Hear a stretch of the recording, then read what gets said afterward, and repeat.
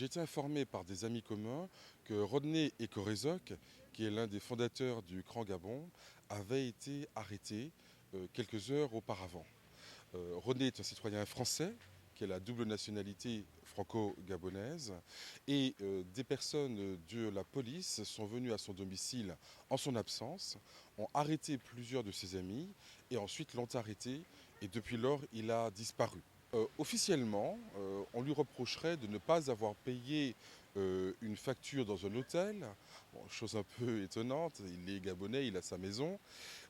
Et en réalité, il faut savoir que nous avons travaillé, lui et moi, à mettre en place un dispositif qui s'appelle AAA, Alerte Arrestation Arbitraire. Parce que ce n'est pas la première arrestation. Selon des sources locales, il y aurait eu ces jours derniers et ces semaines dernières plus de 30 arrestations arbitraires. Nous avons suivi tout cela avec beaucoup d'attention. Par ailleurs, nous travaillons sur un procès qui concerne le groupe Gemalto, qui est une entreprise du CAC 40 qui a été chargée par la présidence du Gabon de mettre en place la sécurité des élections à travers les cartes électorales. Or, il y a des doutes extrêmement forts concernant le marché qui a été signé.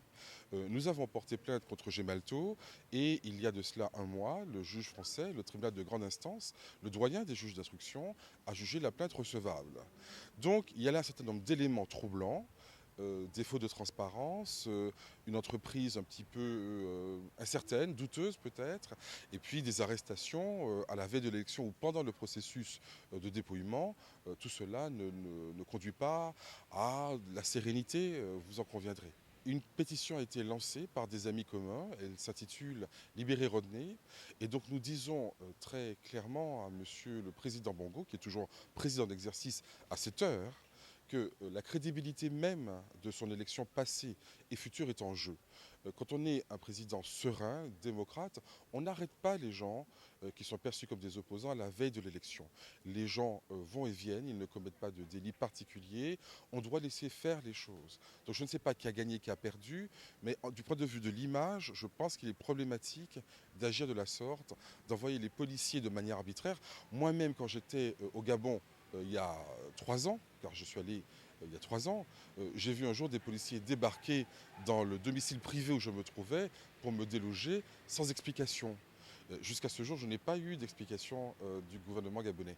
Donc je trouve qu'il y a quand même des difficultés, des attitudes un peu étranges, a fortiori à la veille d'une élection. Tout cela n'est pas véritablement optimal. Il doit y avoir une démocratie au Gabon. Il faut qu'elle soit respectueuse des droits humains, tout simplement.